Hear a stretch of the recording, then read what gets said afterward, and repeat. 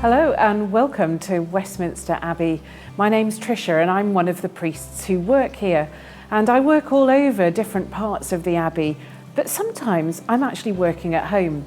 And when I am, I find that I'm usually being helped by a member of our family, our cat Pebbles. She's usually so curious about whatever I'm doing. I guess that she is probably my favourite animal at the moment. I wonder what your favourite type of animal might be. Well, Westminster Abbey, as you might know, is a Christian church, and we want everyone to feel welcome here. We believe that God's filled the whole world with life and beauty. The Abbey's full of all kinds of different sorts of animals, from a spiky porcupine to a swooping bat. They are everywhere. For Christians, animals have a special significance for our faith, and many of them remind us of Jesus himself. Take the donkey, for example. Many people think of a donkey, don't they, to do with the birth of Jesus, when they wonder how on earth did Mary and Joseph travel all the way to Bethlehem? Did they ride a donkey to get there? At the other end of Jesus's life, a donkey features as well, because we hear about a great procession and Jesus riding on a donkey with her foal into the city of Jerusalem as the crowd sang and called his name and laid clothes before him so the donkey could walk over them. Donkeys often have a dark line that goes down their back and another across their shoulders. It makes the shape of a cross. And for many people, it's a reminder that the humble donkey carried Jesus on his most difficult of journeys towards the cross. So, a donkey and a fish. A fish is a creature that reminds us of the life of Jesus too, because some of the very first people who were Jesus's friends were fishermen, and one of them was called Peter. And this abbey is actually dedicated to him. And there are so many stories about them.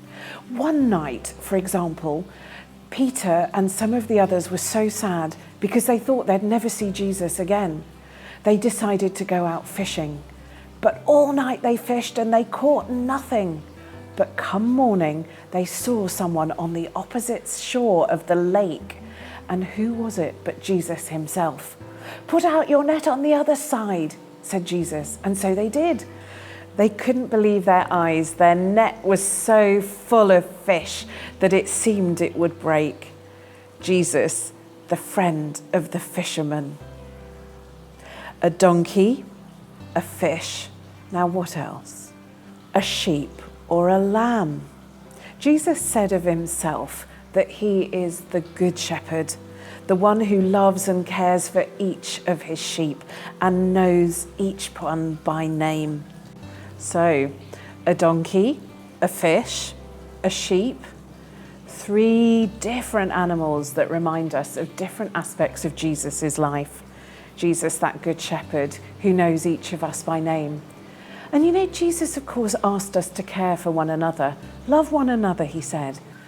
But I think that one another includes not just you and I, but all of the creatures that God has made, the ones that God has said are wonderful. So I wonder what you can do, and I wonder what I can do to help take care of all these animals and creatures that show us life and beauty. I think I probably am going to have a conversation with my family. So whatever you decide to do, along with those you talk to, have lots of fun and enjoy yourself.